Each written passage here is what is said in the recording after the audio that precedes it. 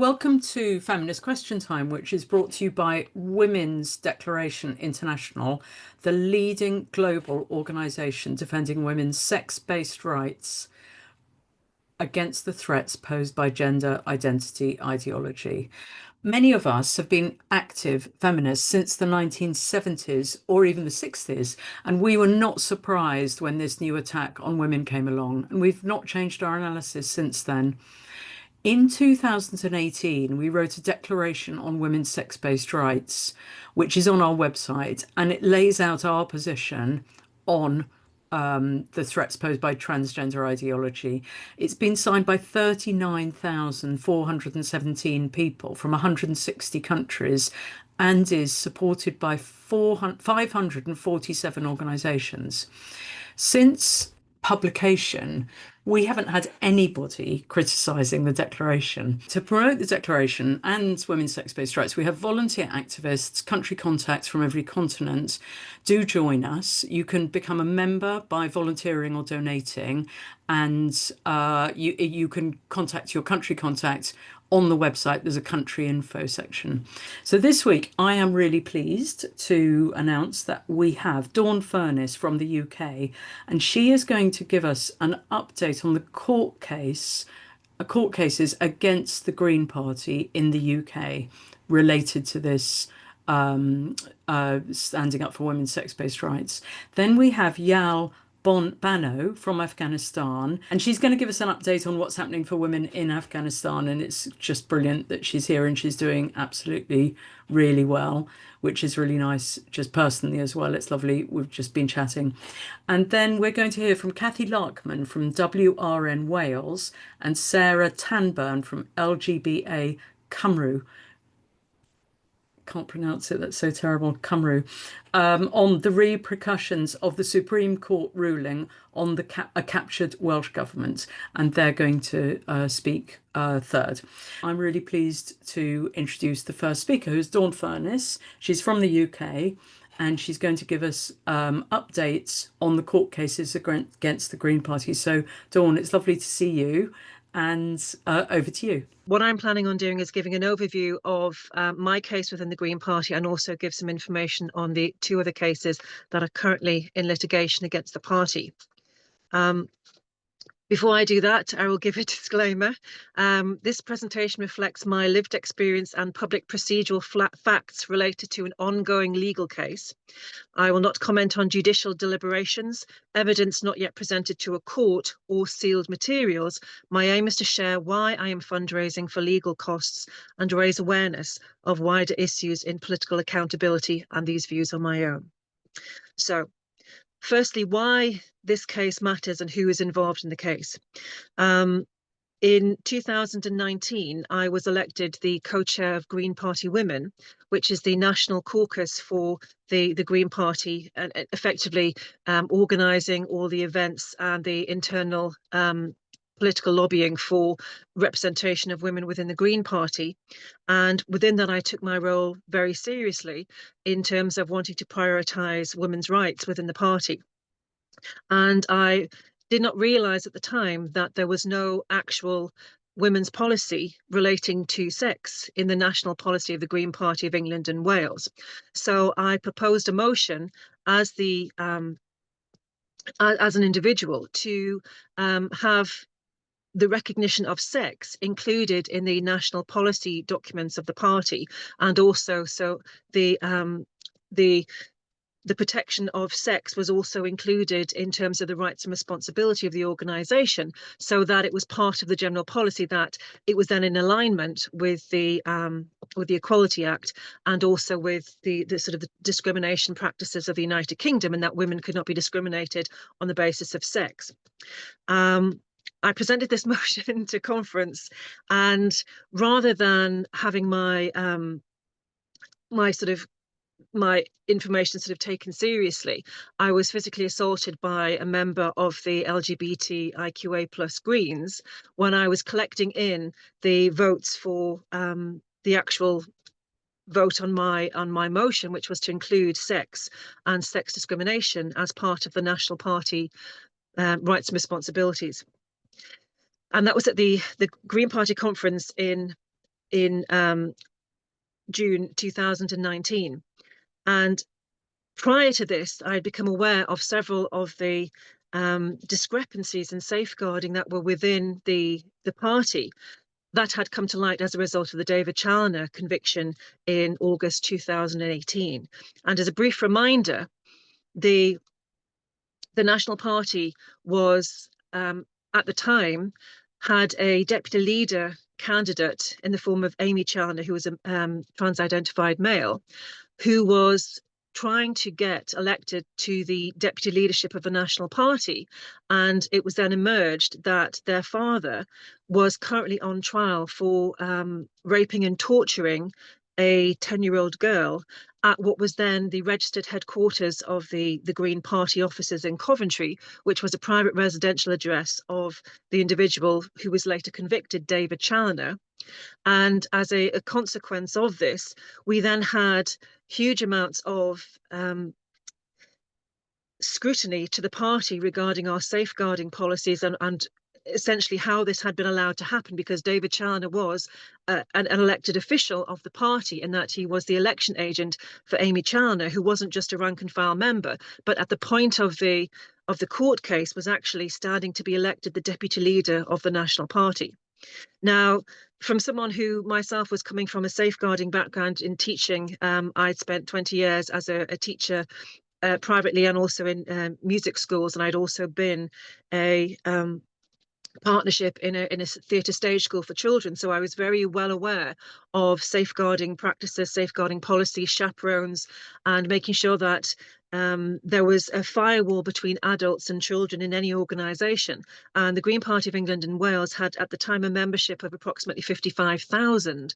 And there were serious concerns as to how this individual had also managed to not only work within the party, but had been given access, due to the relationship with Amy Challoner, to all of the communications channels within the party, including the management and the organisational channels of sort of social intercoms and the communications by proxy of the relationship with Amy Challoner. So this for me was a huge safeguarding issue. And at the time when it was reported, it was the party then submitted an independent inquiry, and I use independent in quotation marks, to Veritas, who then delayed in the information on the report on safeguarding for several months until approximately January 2019. So at the time of the incident with David Challoner, we had sort of several national press who were then trying to write disparaging remarks on the Green Party because of the relationship with Amy Challoner and David Challoner, the conviction. And I was very much trying to protect the interests of the party, because as an environmentalist and a feminist, I didn't want what I saw at the time to be an individual to essentially bring down the entire party, because I thought it was a safeguarding lapse. I thought it was a one-off. I thought it was, at the time, something that the party had no control over. And when this information, when the conviction happened, one of the elected members of the National Party, the governance in the party is called GPEX, the Green Party Executive Committee, an individual called Ronald Stewart, who was the policy and essentially the policy officer for the National Party, put out a tweet that shared a meme created by David Challoner in support of Amy Challoner. And I thought this was particularly irresponsible, considering our position on safeguarding, that we did not want to be associated with the convicted paedophile, as he was at a point where this meme had been shared for several years and was understood to have been attributed to David Challoner as part of the campaign within the Green Party to protect or to change the policy to trans women are women, trans men are men. Now, as a consequence of this, my colleague in the Green Party made a critical tweet against this individual for sharing the meme. And rather than, as I would have expected at the time, that disciplinary within the party would take action against this individual for sharing this meme and for effectively bringing the party into disrepute, what actually happened was I then liked the tweet by my colleague, and I myself was brought into a hearing of 12 individuals at the National Conference Centre in Birmingham, where I was then challenged for bringing the party into disrepute for liking a tweet of someone being critical for sharing a meme created by what was then understood to be a convicted paedophile from a personal account as an elected official of the National Party. Now, I found this whole thing to be completely extraordinary, that not only was no action taken against the individual, but the outcome of this was I was given a 12-month censure for liking a tweet, and my colleague who wrote the tweet was suspended from the party for 2 years, and that was Andy Healy. Now, Andy Healy, to give context, was a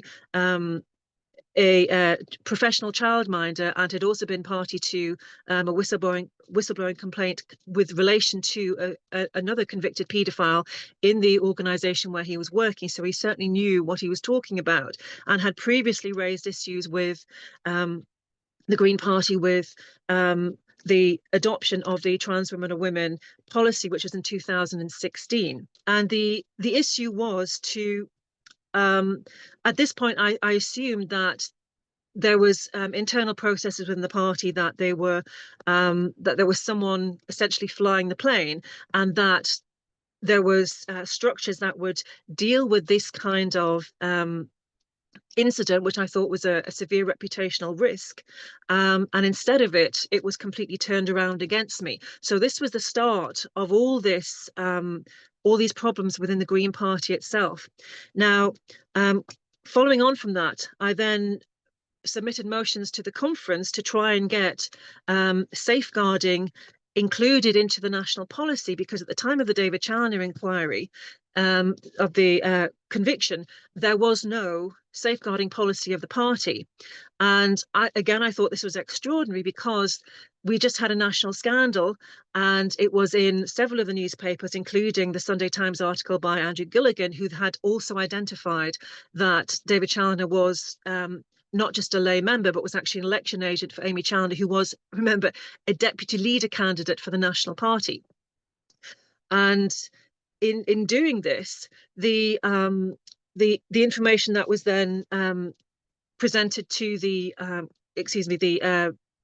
conference was that the women's group then started receiving huge amounts of hostility for trying to assert the rights of women within the party. Now, to give an example, I was then elected to GPEX myself in 2019, in September 2019 at the National Conference. And as part of my role, I was involved in working with local parties and trying to sort of settle disputes within local parties, and to try to get equanimity between parties where there had been either sort of border considerations or boundary changes, or essentially sort of working as an officer of the party. And I was approached by a member who had been the result of sexual misconduct to an elected official who was a councillor for the Green Party. And again, this individual had sent pornographic images of himself, sexual harassment, to a female member using the party's own social media accounts through the Facebook messaging system of the local party. And I, in my capacity, then took it upon myself to investigate this, because it was under my remit as the local party officer, and found out that this male had been subject to 3 separate complaints by 3 separate women, one of whom was a vulnerable disabled woman, and who'd been instigated to make a formal complaint against the party for the behaviour of this man by her carer, by her support worker. So I then expected the party to take immediate action to then review this individual and suspend them on pending investigation. And what I was absolutely shocked at is that, despite the fact that I had been suspended, I had been given a 12-month censure for liking a tweet, a man who had formal complaints against him by 3 separate women, including a vulnerable person, was deemed to have no case to answer within the party structures, where they did not even investigate, they did not even refer the case to investigation. Now, again, this was coming from my naivety as an individual, because I believed what the Green Party was saying in terms of they were the nice guys in politics. At the time, we had lots of female leaders who were in prominent positions, including Caroline Lucas and Sian Berry and Natalie Bennett. And I assumed that because they had women who were in high positions within the party, that they were ineffectively a pro-woman party, but that is absolutely not the case. The party has absolutely discriminated against women on the basis of sex by blocking and continuing to block any alignment with the Equality Act from the 2019, when I started to put forward motions towards the case. Now, because of this, there was multiple actions against me. And again, when I tried to put the motion forward at the September conference in 2019, I was again assaulted by a second man from the LGBTIQA plus Greens in the conference hall as I was about to present the motion. And the difficulty was that when I reported it to the officer who was on duty at the foyer, who was the duty manager for the actual party, I didn't realize that this individual was actually actively working against myself and other women in the party who were trying to raise this issue. And I assumed naively on my part that because he was a staff member who was paid to represent the safeguarding and well-being of the people while they were at a conference, and I myself was a member, that my reporting to him and instructions to call the police after I'd been assaulted would be taken on board. Not only did he not report it to the police, he didn't even report it to the venue security. So as a consequence, there was no footage of the incident, there was no recording, there was no evidence to then forward to the police when I then went back to the police and tried to report it myself as an individual. And all of this is a consequence of the women's rights within the party, the Green Party, being absolutely decimated in preference of this ideology where anyone who has gender identity or is and what they consider sort of a self-identified allyship with a trans person in the party is given immediate preference in terms of any kind of it's not even discrimination, it's in terms of you can't even talk about anything that is not prioritizing this individual. So for instance, we had a conference, a national conference about 2 years later in 2022, where we had the situation of an individual, a colleague of mine, was bringing up the issue of FGM, female genital mutilation, and the horrific impact that it was having on women, and was actually interrupted in his presentation by the person who was invigilating the conference itself to apologise for his transphobia for saying the word FGM because it implied that females, that genital mutilation, that this was somehow transphobic.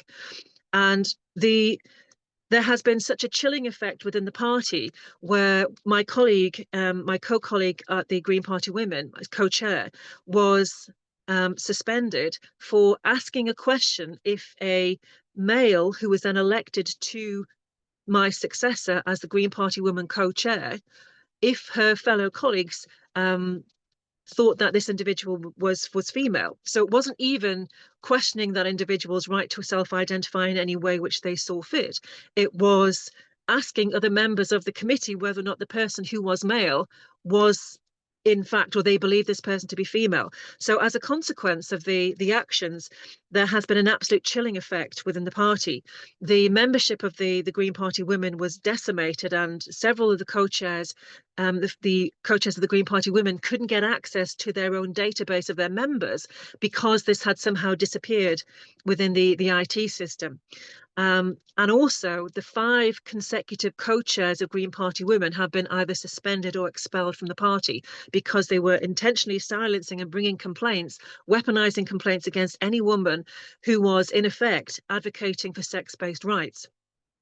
And this came to a point when we had the election in December 2019, where as the co-chair, we tried to present a a booklet, a manifesto on behalf of the Green Party women, as had been presented by other subcommittees within the party. So we had LGBT Greens, we had Greens of Colour, and they were all allowed to present their sort of personal documented position on the party. And because the Green Party women's policy included a reference to the Equality Act and a reference to sex-based or sex as a protected characteristic, not only was the manifesto not promoted by the party, but it was actually blocked entirely for publication. So as a consequence of that, I then started litigation against the party. And in 2020, I then approached Doyle Clayton, who was Maya Forstater's solicitors, and they represented me in the initial court case proceedings against the Green Party of England and Wales. So my formal documentation, the particulars of the claim, was submitted on the 25th of August 2022. And since then, the party has delayed and obfuscated to try and prevent this from going into court. In 2023, my colleague at the Green Party, Dr. Sharat Ali, successfully managed to take his claim of discrimination to the London mayoral courts, and he won damages of £9,000, and also costs were awarded of £90,000. So at the minute, Dr. Sharat Ali, myself, and Emma Bateman are the three litigants against the Green Party. But what they are doing now is trying to delay and obfuscate as much as possible so that this case and the details that are contained within it do not get to the actual the public, because they are very damning in terms of what the party has done, both in terms of their failures of safeguarding, but also in terms of how they have treated women and how they have consistently discriminated on the basis of sex and gender critical beliefs, which are established now in law following the Maya Forstater ruling. Now, this has now come to essentially why this court case is important. It's not just about myself as an individual, it's about how political parties treat women within their own membership, and the rules that they are essentially breaking their own membership regulations by discriminating and preventing women from speaking on this particular issue and for advocating for themselves on the matter of sex and or gender critical beliefs. Now, as an update to my case, I was part of I set up a crowdfunder through Crowd Justice, and I raised a certain amount of money, but that was only enough to actually get me to do the particulars of the claim. What then followed was that I was then unable to continue my partnership with Doyle Clayton and had to then continue the case as a litigant in person, meaning I did not have legal representation. Now, this was again directly as a result of the finances, and also because at the time I was very wary about hostility towards women who were then speaking out about this, and because I had also stood as an MEP candidate, as an MP, for the local party. I had been the local party coordinator, I had been the regional coordinator of the entire Northeast region, and I was also the campaign manager for the candidates in the 2019 European elections, where I was also standing as a candidate. So as a consequence of that, I had a very high public profile, and also it meant that a lot of my personal details were then in the public domain, and I was very wary about the attacks that were then happening on women. So I was reticent to do a very high publicity campaign, which would mean that I would then be personally attacked. And at the time in 2021, I adopted a support animal to get me through the legal case from a rescue centre. And I did this because I knew that I would need emotional support to go through the case. Now, so I then continued my court case as a litigant in person, and that means that I have particular protections in the law when I am taking my case to the courts because I don't have legal representation. So when I petitioned the court that was initially in London, the mayoral courts in London, because that's presumably where the solicitors were based, to have the court case moved up to my own area in the northeast of England. And that then took a process of several months. So we did actually have a hearing that was scheduled in the northeast for the 15th of November 2024. And despite giving several weeks' notice, the Green Party then claimed they couldn't possibly attend because it was too short notice and their barrister was otherwise engaged. So as a consequence, even though they had been told and warned in advance that they would try to delay and obfuscate the hearing, the judge who was involved in the case decided to then delay the case again by a period of 6 months. So the hearing was then Dawn, set. I'm going to have to, Yes. Dawn, I'm going to have to get you to finish, to wind up. Oh, I know you're yeah. nearly at the end anyway, but just you've got about 2 minutes left. Okay, so the situation where the hearing was then rescheduled for April this year, and the information that was presented to the court was, again, I have to be very careful what I say, was not in alignment with the protocols of the civil procedures rules. I did not get protection as a litigant person. I did not get reasonable adjustments as a disabled participant. And there were several anomalies that need to be reconciled within the actual hearing itself. So this is not even the court case itself. This is the hearing to get the court case into the actual legal system. And as a consequence of these anomalies, the judge then ruled against me, and I was given £25,000 of costs, and the case was thrown out. So what I need now is urgent help, because I need to challenge this ruling. I've already submitted an appeal, but I need to have a barrister and an advocate to represent me on my behalf in the court case. And I also am going through the channels of formal complaints against the individuals. And this is something that this is what they call the process is the punishment. The continued action, the continued harassment, and the continued delays are all part of this. So if you have any support that you can give me, if you go to dawnfurness.com, there is a link on there with some information about how you can donate to the crowdfunder, and also information about the courts, and a sort of an update on what has happened with regarding to the court case. And I'd absolutely encourage anyone to read up about what the Green Party has done to women, and the continued silencing and oppression of women within the organisation.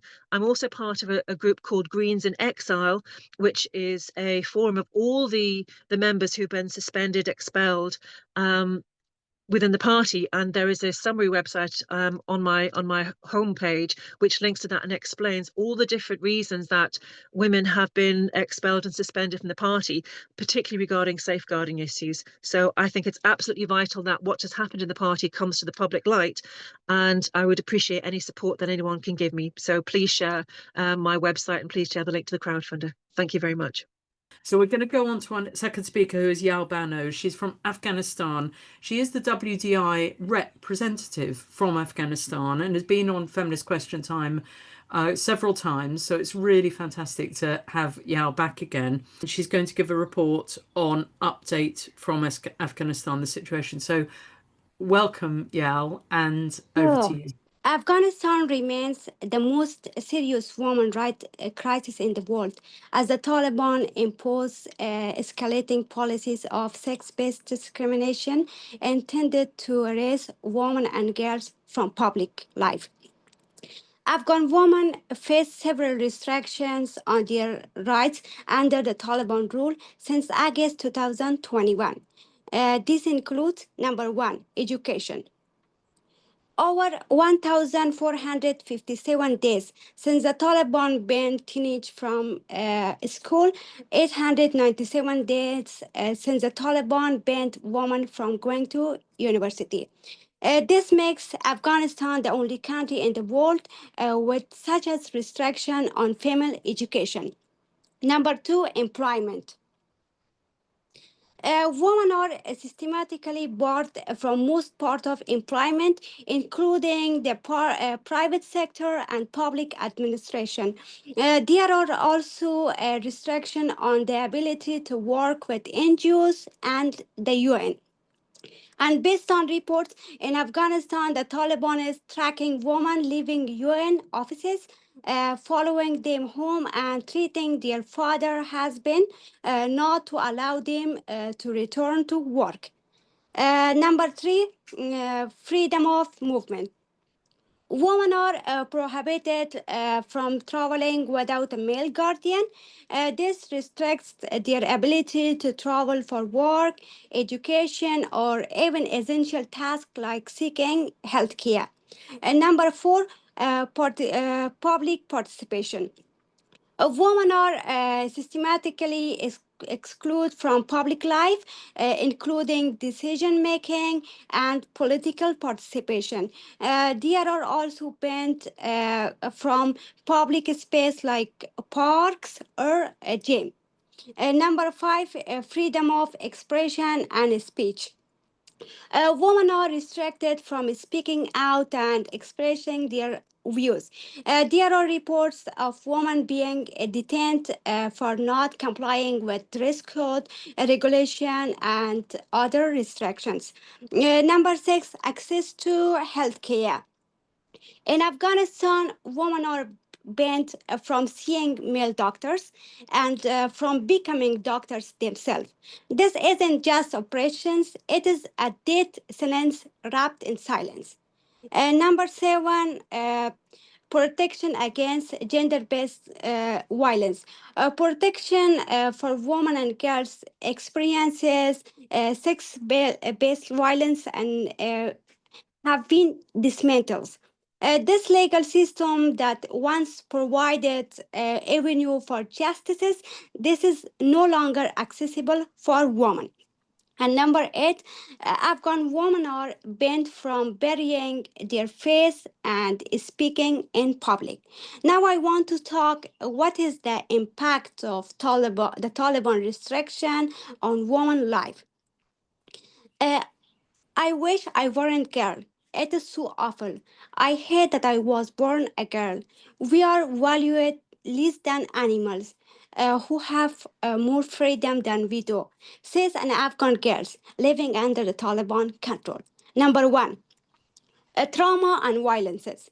Afghan women endure widespread domestic violence, forced marriage, uh, and legalize marital rape with no legal resource. Public punishment like flogging or stoning for moral crimes, like example, speaking to unrelated men, and still fair. UN Women reports note a sharp rise in gender-based violence, with 90% of Afghan women experiencing some form of abuse, contributing to traumatic stress disorder, anxiety, and depression. Number two, economic and social stress. Unemployment and poverty exacerbated by ban on women work. Increase financial dependence on male relatives, often in abusive household. The loss of education and social participation stripe women of purpose and community. With UN data estimating that 1.4 million of girls are out of school, amplifying a feeling of worthlessness. Number three, every 2 hours, a woman dies during childbirth in Afghanistan because of no access to health care and midwife.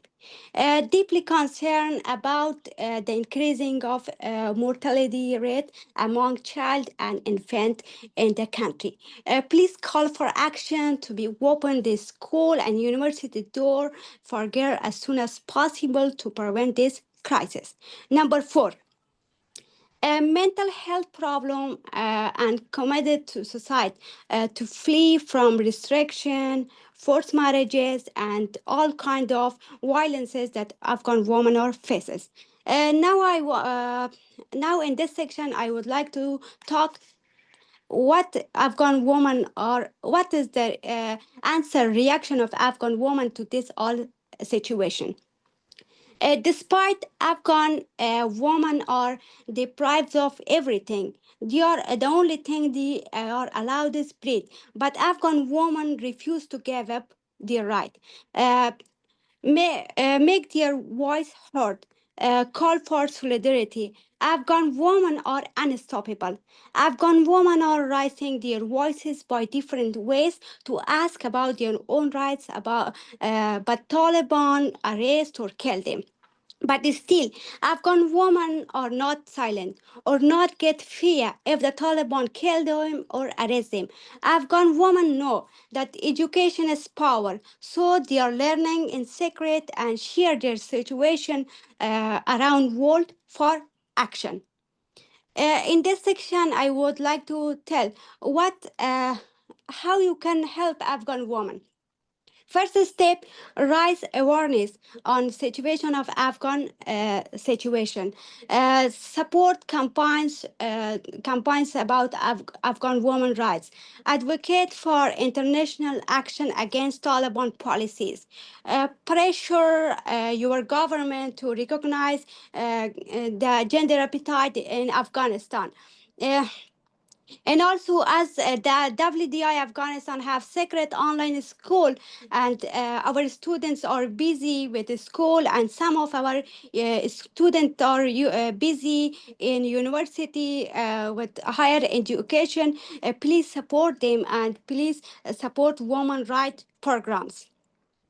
Our students, based on the program we have for a school, our students are so happy that they see to the program as a hope, and they are growing the hope flower with education program, and they are more now happy when they have now access to online library. So please see WDI Afghanistan Twitter, Substack, and newly we have started TikTok, YouTube, just to share the voice of Afghanistan woman for action.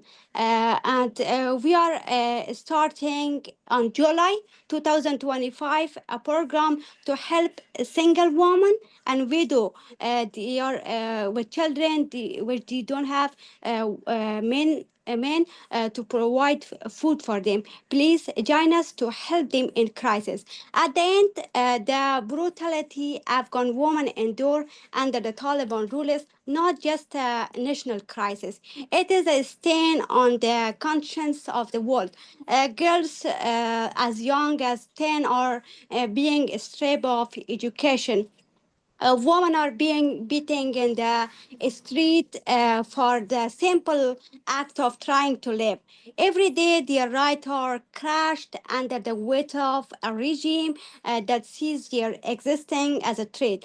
And yet, the world watch silent, indifference, complicit. So are the violence, are the voice that once claimed the defend freedom of human right. Where is the outrage that should shake global institution in their core? Afghan women are not a statistic. They are our sister, our daughter, our future, and they are being arrested in real life. We must not look away. We must not normalize this. We must speak, share, and act. Thank you so much for hearing me. Thank you so much for your supporting solidarity around with you all. We Afghan women are very strong. Thank you so much for listening. Before we came on, you told me quite a very positive story about your situation and how you've used education to improve your situation, but you're still really working for your sisters in Afghanistan. Can you share that with the audience, because it's so uplifting? In Afghanistan, when I had the opportunity before Taliban took over, I studied a school because I had the opportunity. I studied the school. In a school, I had A plus degree grade all 12 years. So after that, I went to university and I started engineering faculty, electrical department. So I was only one girl in my class. The all was boys.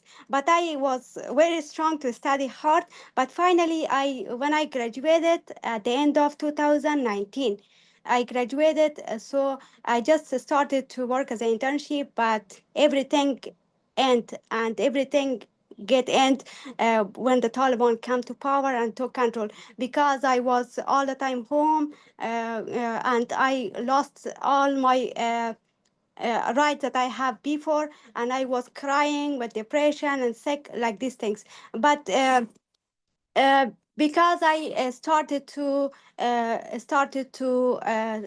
raise my voice for Afghan women and hear the voice of the Afghan woman, my pain, other woman pain, what is going on for us. I just started to do that. So Taliban just I received several warning from Taliban. So by help of my professor, a university professor, they helped me to come to another country, to a safe country. So when I come in here, at the first I was like a homesick. I just had no idea what should I do. So then when I thought, I just started to finally find my way.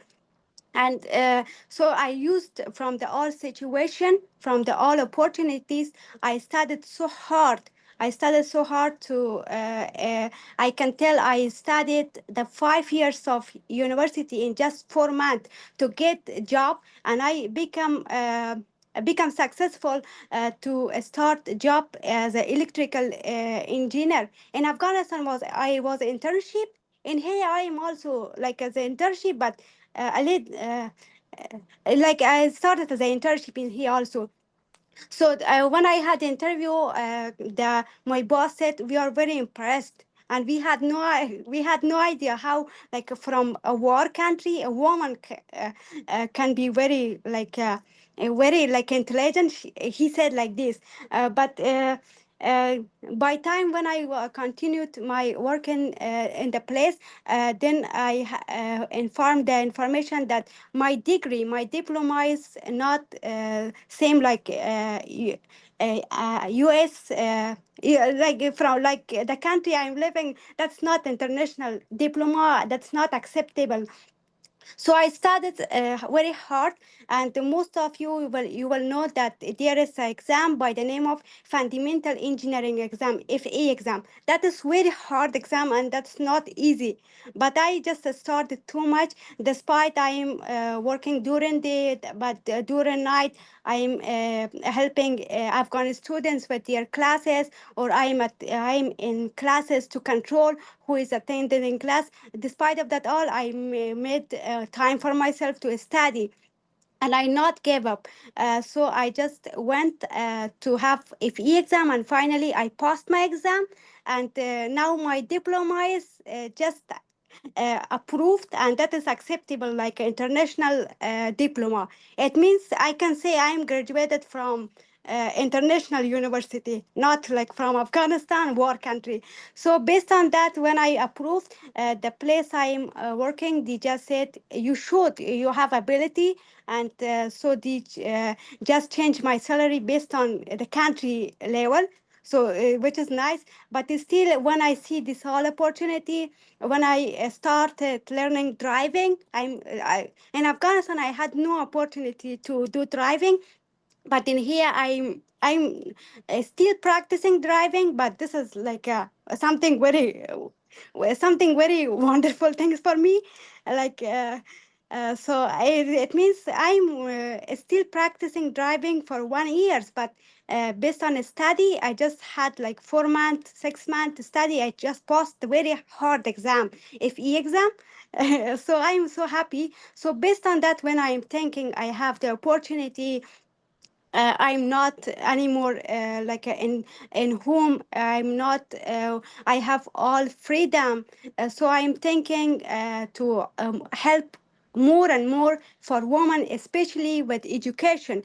I want to help every students with education, and hopefully, and they will know that education one day will rescue them from bad situation, and finally they will have real smile and very nice life. That's why I just say I want to continue to more to work for women, for Afghan girls, to just it is no matter if they are inside whom they can be powerful.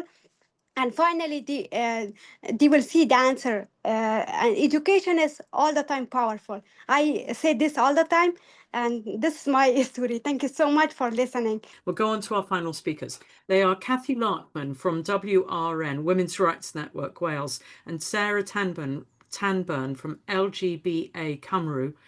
And they're going to talk about the repercussions of the Supreme Court ruling on the captured Welsh government. So thank you so much, both of you, for being on. Me and another lesbian set up Lesbian, Gay and Bisexual Alliance Cymru in 2020. We're not part of the more famous UK group, but we are obviously very much in sympathy with them. And as they've said in the witness stand, we share many of the values. Zoom is asking me if I'm speaking Welsh because I said one word, but no, I'm speaking in English. My Welsh is absolutely dire. Having said that, because we know there's an international audience here, we thought it was worth just spending a minute saying a little bit about the context that is Wales. It's one of the 4 constituent countries of the United Kingdom, and it's small, both in terms of its size and in terms of its population. It's about 3 million people live in Wales. It's not England. You can't see it, but England is sort of a bit on the right, below Scotland. But along with Scotland and Wales, all of Britain is subject to the Supreme Court judgment that you will have heard about and that we're talking about a bit. That covers the whole of the island of Britain. A lot of government in Wales is what's called devolved. It's devolved to the Senedd, the Welsh Parliament, and that has been, since it was created, since the devolution began in 1999, dominated or totally controlled by Welsh Labour. So although Labour is a new government in the United Kingdom, in Westminster, it's been here a long time in Wales. We have a small government and a small, tiny political class, and there is no second chamber. So there's a real problem about scrutiny of legislation, and we have a supine and very limited press covering Welsh issues, both within Wales and across the United Kingdom. And that's a key, those two things are both key differences from Scotland. And I just want to point out there's been massive political capture here in Wales. These are just some of the many multicoloured flags and organisations that are diversity champions. It's absolutely embedded tightly into the political fabric of both formal elected institutions, quangos of various kinds, and all kinds of funding structures. Stonewall are absolutely through all sorts of things here. Supreme Court judgment, yay! Finally, good news, and that's good news for all women. I'm going to talk mostly about the lesbian bits of this, but there are much bigger ones. And I think it's important to say that this is the first time that the issues that arise from all the gender brew that affect lesbians have really been acknowledged. We've been jumping up and down and hanging things off bridges and talking about sex on the steps of the Senedd and so on for quite a while, but it's been quite a long time, if ever, that we've really seen our rights and the way we are being affected being talked about, particularly in court. And it's important to note that lesbians' rights of assembly and our boundaries in terms of being able to say, no, I don't want to go to bed with you and I'm entitled to say no, or I don't want to have a drink with you and I'm entitled to say that, our rights were fundamental to how the court read the Equality Act 2010. We wouldn't have had the same outcome if they hadn't understood that, and indeed said that without sex, meaning biology, sexual orientation means absolutely nothing. So it is really important to see that. And I think it's also worth pointing out, lesbian communities historically have been very ground up, very grassroots, very informal. You know, there has been a bar scene even before all this crap started happening, but it's always been a bit smaller, mostly because women have less money, to be honest, than men. Because it's been so informal, the chilling effect of the whole gender brew has been absolutely enormous. So just trying to organise without men present has become harder and harder. 3 years ago, we worked with Filia, when Filia was in Cardiff, to produce a document called The Legal Defence of Lesbian Space. And Naomi Cunningham wrote that for us, and I and others wrote a sort of short guide to that. And at that time, the advice was, you're going to have to rely on the same-sex exemptions, and that might be difficult, so be careful. Be particularly careful about any trans-identified man that claims he has a gender recognition certificate.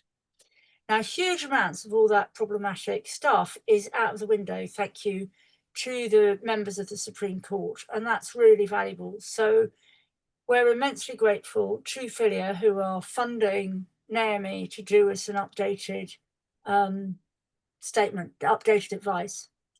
Her advice is formally to Filia at our request, and then we are doing, it's with Naomi as I speak, a short version leaflet, and all of that will be available, we hope, by the 25th of June, both online and in print, and it'll be on our LGBA Alliance Cymru website, and it'll be on the Filia website for anyone who wants to download it, and there'll be copies floating about and all the rest of it. I should say that advice applies to England, Wales and Scotland. Northern Ireland is pretty much the same, but just slightly different. And of course, if you're in another country than the United Kingdom, I'm afraid it's not necessarily a lot of help to you, except maybe to give you some ideas about the language. But yeah, it will provide solid advice for lesbian organisers. The other thing to say here is that Wales has had this secret route to self-ID, allegedly very progressive, but the notion that you can be what you say you are dominates all thought and policy here, whether we talk about health or education or policing or whatever, and the alphabet soup is everywhere. 4 years ago, I'm looking at Cathy like she should remind me when it's me who should know, they produced this action plan. This is the update from February 23, which is wall-to-wall gender ideology. It's absolutely predicated on self-ID, and you know, I think the word lesbian occurs in it about 4 times, but the alphabet soup is everywhere. And of course, but the alphabet soup does not mean sexual orientation anymore. It means gender identity. So that is a big problem. We, as LGBA Alliance Cymru, did a massive takedown of the draft, put a lot of work into it. We have banged very repeatedly on many doors saying we should be consulted in this. If you're going to say no policy without representation, you should be representing those members of the lesbian and gay communities who don't agree with this absolute rubbish. But that has continued to be very difficult. I think the sad thing is that even post the judgment, we continue to be ignored. I'm looking on my screen at a letter from actually the Westminster Minister for Equalities, who is a Welsh MP, and also reports to the Welsh Secretary of State, and a lesbian. And frankly, she should be ashamed of herself, because she absolutely, although she did agree to meet with us, is just completely not interested in understanding anything we have to say. That's just the latest example of a continuing and ongoing problem. So one of the reasons we wanted to come and talk here is that whilst it's true that we've had a major victory in the Supreme Court, and whilst it's true that we in Wales hope to promote the lesbian community all over the United Kingdom, and we're really keen to do that, we still have a very serious problem around all sorts of issues, including access to funding and including basic erasure of our culture. It sounds a bit silly to say all that, given what we've just heard from Afghanistan, but that is our situation in Wales.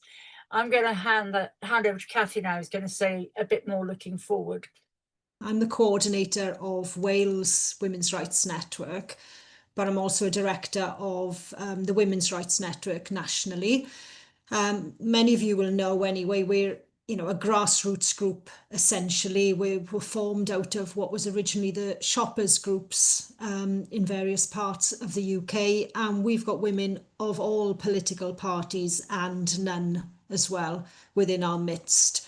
And I didn't think I was going to be doing this several years back. And I'm sure I'm not alone in sort of saying that amongst the women who are here today, but we all must do what we must do.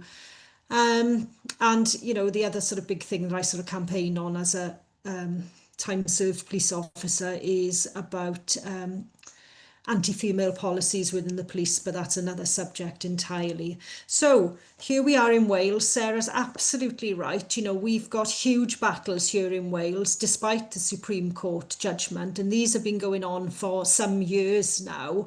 And it's been a real sort of struggle for various different reasons for all the women's groups here that understand what a woman is and are prepared to fight for that as well.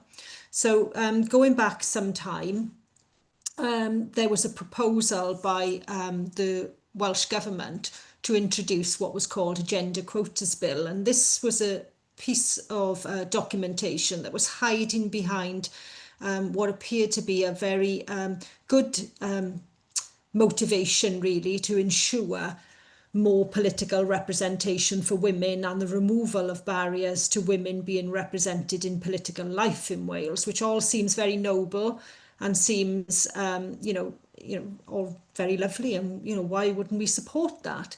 However, no surprise to anyone, what was actually hiding behind that was an attempt to bring in self-ID by the back door in Wales, and Wales WRN actually leaked an early version that we managed to sneakily obtain, a draft version of the gender quotas bill in October 2023, and I've included a section of it on the slide there, where the definition of woman for that that gender quotas bill would include men. So we leaked that, and a little bit of hell broke loose. But as well as them trying to introduce self-ID by the back door, we have to say we have actually got soft self-ID in place in Wales anyway, as Sarah and other women know in Wales. We've got soft self-ID in all government-funded organisations and women's groups in Wales, who all sort of nod along that men are women in order to keep obtaining money from Welsh Government as well. And, you're left then with groups like ourselves and LGBA Allies Cymru then, who don't accept any of this nonsense and obviously, completely fund ourselves really to sort of keep fighting that. So the approach of the current parties in Wales, as Sarah says, Welsh Labour have held power here since the devolution of political power to Wales. And certainly they've pushed sort of self-ID here and continue to do so.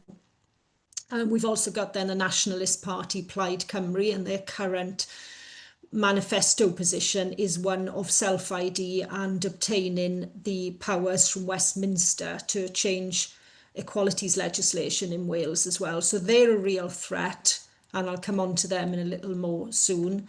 We've got the Lib Dems, who hold one seat in the Welsh Senedd, again have a self-ID position. And then we've got the Welsh Conservatives as well, who aren't anywhere near a position of holding power, but are our sort of allies on the sort of self-ID issue, it's fair to say. So this attempt for the gender quotas bill then morphed into the electoral candidates list bill when that was published. And in no surprise to anyone, although they'd sort of they tried to obfuscate things a little, but when you sort of read the detail of it, it would still allow any individual to declare that they were a woman and not be challenged on that as well for the purpose of the bill. So again, all hell broke loose, as you can imagine. I'm summarising it a little now. But WRN Wales, along with various other organisations, submitted formal representations against that bill. And although we have, as Sarah said, we have not been listened to, we've been ignored, requests for meetings have gone unanswered. WRN Wales had submitted these formal representations, and for the first time for a gender critical group, we were invited at stage 1 of the reform committee that was hearing evidence in relation to that bill. We were invited to give formal evidence at the Senedd, at the Welsh Parliament. So myself and 2 other WRN representatives attended the Senedd and gave evidence against the provisions of that bill. For various reasons, including the self-ID aspect of it. And we packed out the public gallery with representatives from WRN Wales, Merched Cymru, LGBA Allies Cymru and various other women's groups that day as well. Ultimately, the bill eventually still passed the stage 1 process. However, you know, it was historic that we got our foot through the door there. And also the bill eventually, when the First Minister changed to a new one in Wales, because of the issues that we and others had highlighted, that they didn't have the legal powers to do this anyway, to interfere with equalities legislation. The thinking is that the First Minister didn't have the appetite to take on the new Westminster Wales government, really, who are likely to take the Welsh government to the Supreme Court for messing with equalities legislation, and she dumped the bill. So we lost the bill at that point, which was really good, but it was then followed, recently been followed, with voluntary guidance on diversity and inclusion. And although it's voluntary, you know, potentially it is open by political parties to be abused and to push men still as women on electoral lists if they choose to do so. So it's sort of still bubbling there on the voluntary guidance. We've got a very small circle of power here in Wales, which is not really helpful to us. It's you know, a sort of concerning issue for us here, really, and therefore a very small circle of influence around those politicians as well, with their special advisors. They're all captured, as Sarah sort of highlighted. Our media, unlike the sort of media in Scotland, really, you know, where there has been sort of a lot of attention on what's been happening there, our media is very, very timid, is entirely captured. They all move in the same circles. So they're very, very reluctant to report critically or openly on the Welsh Government on this matter. So we've been reliant on national media, you know, the Telegraph, the Times, you know, sometimes the Mail as well, really, and sort of highlighting these issues and actually showing an interest in Wales, which is a challenge in itself. So there's been little scrutiny, little accountability in Wales. There's been a failure to engage from the sort of political class with critical groups and voices, and we've really, really had to fight hard. It'll be interesting to see what happens at the next Senedd elections next year, because the voting system is changing in Wales. It will move to a closed list system where we'll be voting for the party rather than the individual. And there's also going to be an increase in the amount of elected Senedd representatives from 60 to 96. And many of the old guard from Welsh Labour, particularly the ones in and around Cardiff, I believe, Sarah, are standing down anyway. So we're going to see a lot of new ones. But it is essentially a bit of a, pardon the phrase, but it is a bit of a circle jerk, really, of the same individuals who are all involved with each other politically, all putting each other forward. What we also think is going to happen in 2026 at the Senedd elections, because of the change in voting, is that we will see potentially Welsh Labour not holding overall power anymore, and Plaid Cymru, the nationalists that I mentioned, whose manifesto position is one of self-ID, picking up a lot of votes and potentially having a Plaid Cymru First Minister as well at the Senedd. So there's a lot of danger likely to happen in Wales that, you know, when you sort of read the sort of the media of the UK, you know, you'd be forgiven for sort of missing and not realising the dangers that are happening down here. So, you know, I would just really, really want to emphasise that. Okay, so the Supreme Court judgment in Wales, you know, what does that actually look like? The picture is 3 women from WRN Wales. at an event that we held on the Senedd steps, and lots of groups attended as well. It was called Step Up Senedd, and it's not a one-off, it's going to continue. So we had the statement of the First Minister following the Supreme Court judgment, and statement of the First Minister could probably be summarised as trans, let's wait and see. Sometime at the end of the summer, after the EHRC report further, we'll have a think about it. So it's all a bit sort of depressing and sort of kicking the can down the road. So following that, not just our own organisations, but others have written to various politicians. We've had, a variety of responses, template, type responses, but we've also had responses which, say we'll have, basically that emphasise that they think that they've got all the time in the world to consider the impact of the judgment on policies in Wales, that they think the judgment is hurtful to trans people. And we've even had some that have applied completely incorrect interpretations and expressed a wish to go back and change the Equality Act. So there's some concerning stuff coming out of politicians, both Welsh Westminster politicians and the Senedd representatives as a result of the Supreme Court judgment. And the response of organisations that we've written to, such as NHS trusts, education authorities, and lack of response from things like Welsh Women's Aid as well, has been concerning too.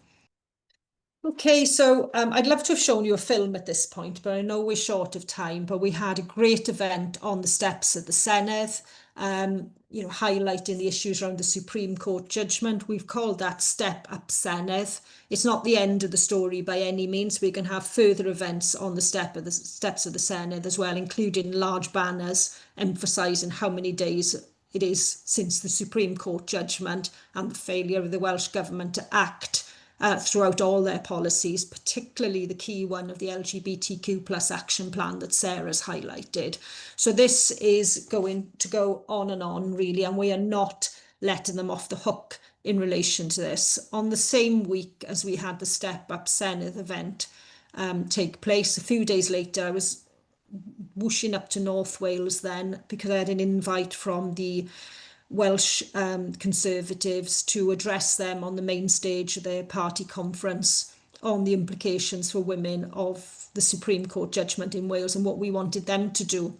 And I have to say, I never thought I'd see the day where I'd be sort of speaking at the Welsh Conservatives conference, but there you go. These are strange times indeed.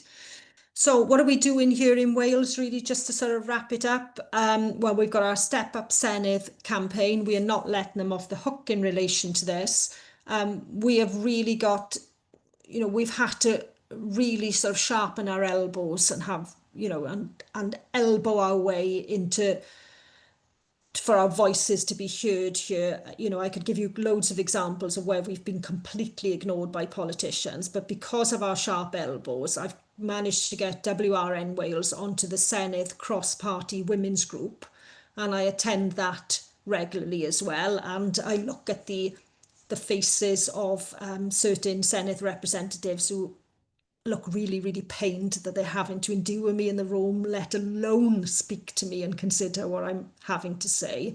So I've sort of elbowed my way onto that committee. I'm also on the Senedd cross-party women's health group as well.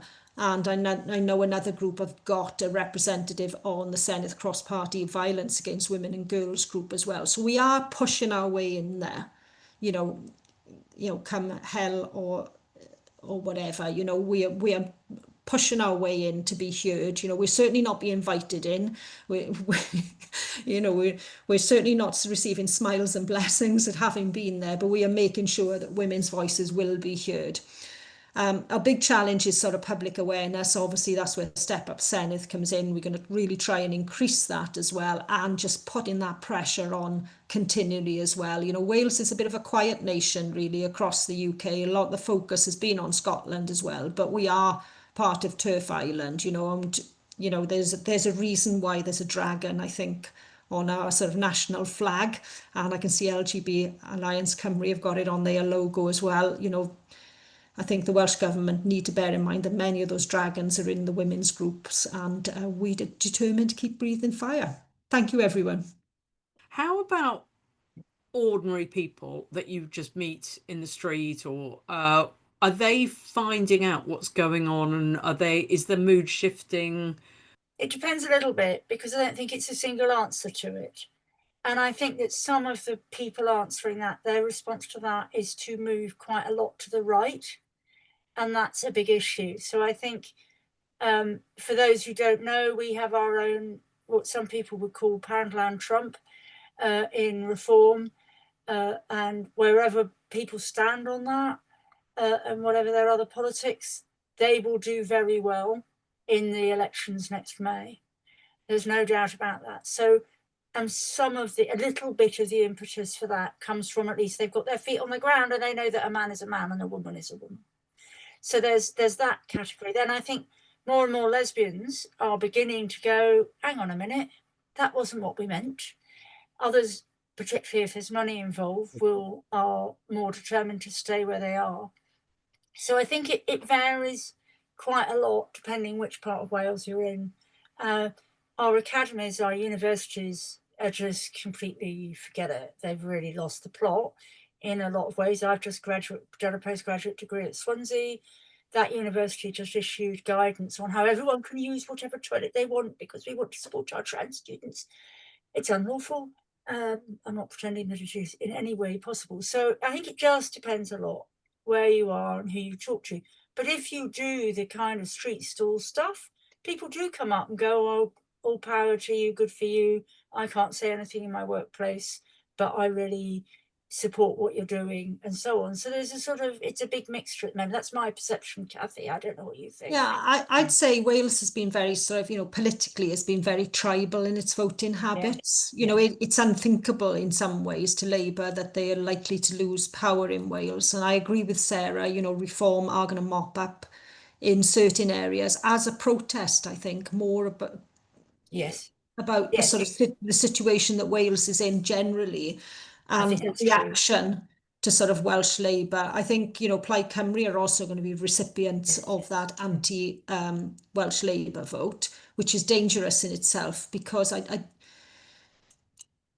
think there'll be a lot of people who would rather vote for Plaid Cymru than vote for the Conservatives because of the legacy of different things in Wales. But again, I think, people's tribalism, even though certain issues are ongoing within a party, they're quite reluctant to shake off that tribalism. That's the issue I find in Wales. And I suppose, I think, perhaps I'm wrong in saying this, Sarah, and I'm dumbing it down a bit really, but we're quite a nice sort of easygoing nation, Wales, which is why a lot of the policies talk about us being the most friendliest of this or the friendliest of that. We're very easygoing. People don't get angry about things generally. So it's the confrontationalness for the rugby pitch, on which we're not doing very well at the minute, but that's another matter. But that's where it happens. It doesn't people are very anti-confrontation in their politics. Yeah, and I think it's because of that. So while people will agree with us individually on street stalls, etc., they might be quite reluctant to take, to translate that into anger really at what political parties are doing here. And just it's very interesting because you were saying this idea of soft self-ID, and also before, I think it was Cathy, you were saying you think this might take decades to unpick in Wales. And I think that's a thing that's going to play out, that there will be some countries that really push back against the implementation of trans ideology, but there'll be lots of places that just sort of quietly just get on with it in this soft, I don't know if it's that right term, but just gently don't unpick it. And is a really big worry, isn't it? I would really agree with that, whether you're talking about school toilets or you're talking about whether or not Welsh women's football are going to pull their sodding finger out. There are all sorts of issues. Like, see in the chat, people talking about a women's party. There are a lot of women here who are actively supporting the ideology. I mean, Cathy mentioned Welsh Women's Aid. We could point to a lot of women's civil organisations. And when the Welsh Assembly was created, as it first was in 1999, it's called the Welsh Assembly, it's now the Senedd, there was a real lack of civic society organisation in large bits of Wales. Huge stuff in certain places, but a lot of lacking. and what there was very white and very male. So the Assembly committed to supporting lots of growth in civil society, and you get Chwarae and you get funding for Stonewall and you get Race Equality Cymru, but some of those institutions have become their own concrete layer. Stonewall in particular. If you don't conform to what they want government to hear, you can't get to talk to them. And government doesn't go beyond Stonewall because it is funding Stonewall to tell them what they should do about the alphabet soup communities.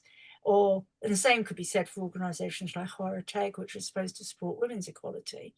So there is a real problem about where the thinking happens. A lot of this is being driven by women in Wales. We've almost got 50-50 parity in the Senedd. You know, Jane Hutt, the Welsh Labour minister, was driving much of this, you know, not the only one, obviously at a government level, you know, within Plaid Cymru then, Helydd Vychan and Sian Gwenllian and who's the other, Sioned Williams are pushing this relentlessly as well. So, you know, this has been pushed. We're up against women who are sort of pushing this hard in Wales. So just sort of wanted to sort of emphasise that really. And the preferred group of choice at the moment, women's group of choice for Welsh Government is the Women's Equality Network, not to be confused with ourselves, the Women's Rights Network. And, you know, the Women's Equality Network trans women are women.